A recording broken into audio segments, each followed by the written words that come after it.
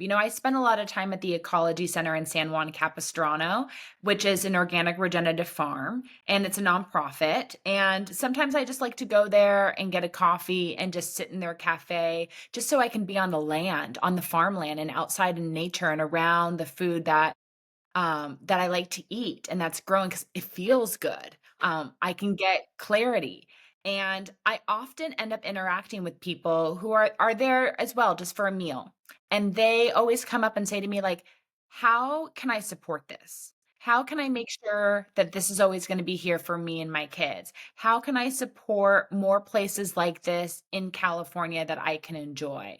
So, people that have experienced interactive organic or regenerative farms and see the value in their community or are really loving going to farmers markets, they want to support and they don't know how else they can beyond just buying their food from there. They want to give money or their time.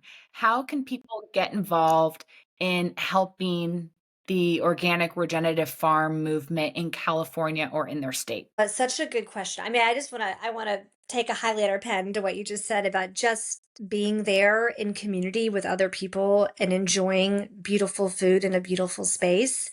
That is, let's have that go viral, right? Like that's what we want. We want more of that because it certainly has Yeah. a ripple effect. I think that I would also say find the organizations that are doing the good work and see how you can help. If you don't, I mean, we talk about time, treasure, or talent.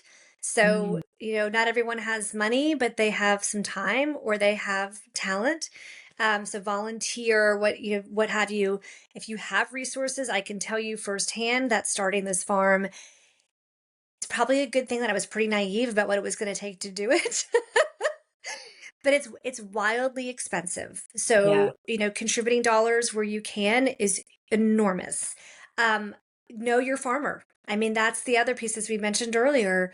If there are certain farmers that are in your community that you can support and turn all your friends onto it and host dinners with all their ingredients and really uplift them, then uplift them in every way that you can. The other is that, and this gets a little wonky, but right now, farming is under siege in America. Huge. Huge. Yes. And policy matters. And so, one of the things I've learned in doing systems work now for my whole career is that culture changes first and policy follows. So if we take these actions, there's a wonderful organization out of Southern California called the Guild of Future Architects that we worked with, and I remember them saying that typically policy changes 7 years after culture change. So just to give you a sense of like it takes some time. But Yeah. if you take action and you want to uplift local farmers, organic regenerative farming, healthy food, soil health, water, all these things, then bring it to your community, whether it's through your school, through your work, through your family. This is how we start creating a culture shift.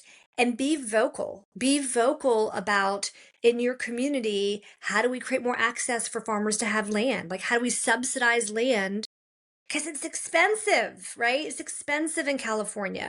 If you know someone that has land and is growing conventionally, what kind of pressures can you put on them to take 1% of their land year one and do it regenerative organic?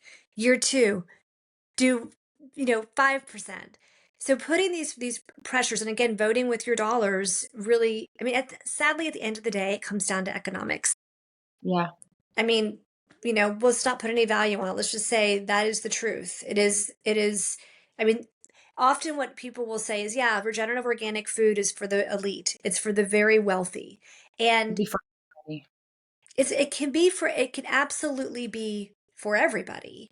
But Yes. we have to create the demand and we have to support the system to make it affordable and accessible and equitable for everyone.